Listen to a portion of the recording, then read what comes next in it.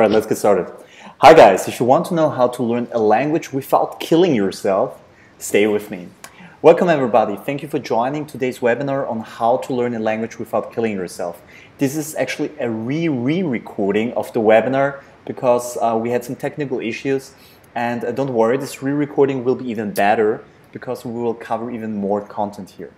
So before we get started, let me introduce you myself shortly. My name is Stefan. I'm an Austrian Korean living in Vienna and working as a researcher and PhD candidate at the Department for East Asian Studies at the University of Vienna.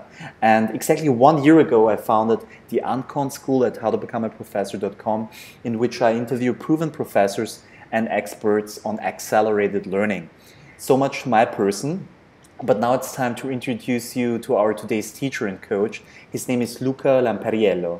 Luca is an Italian polyglot from Rome who speaks 12 languages. He's become a well-known personality within the language community, not only for his incredible language skills, but for his capacity to transmit his knowledge and expertise on how to learn a language more efficiently. So, welcome, Luca. Hey, hi, Stefan. Thank you for the lovely presentation. Yeah, okay, long time no see.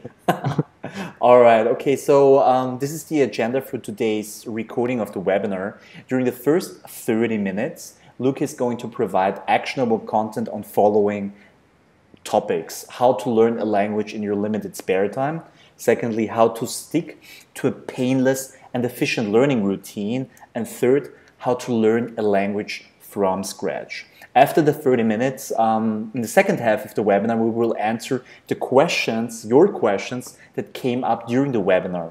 These are how to learn more than one language at the same time, how to build vocab, how to learn Asian languages, specifically Chinese and Japanese, and how to improve your confidence in speaking. And lastly, how to use textbooks and other language resources in the most efficient manner.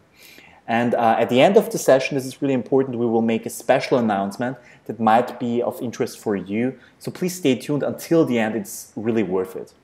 All right, Luca, are you ready? Yeah, I'm ready. All right, okay. To warm you up a little bit, please share with everybody your personal language story. How were you able to become functionally fluent in 12 languages? I started learning languages at the age of 10 when I was in middle school. I started learning English and French, but I have to say that I didn't learn much at school because the Italian school system, as many other school systems, is not very efficient insofar as language learning is concerned. So what happened is that at the age of 12, my parents finally decided to hire a private tutor. She is American, and I started learning with her, so by taking private lessons.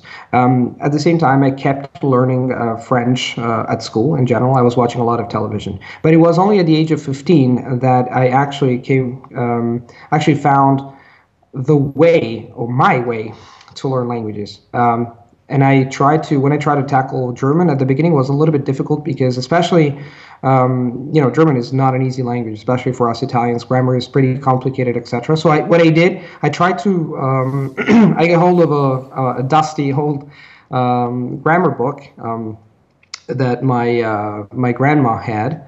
And I tried to learn grammar, so I started with this grammar approach. But very soon I just figured out that it didn't work for me. So I started using a course which is called D'Agostini, and I found a way to apply to use it, suitable way for me. And what happened is that I started learning quickly.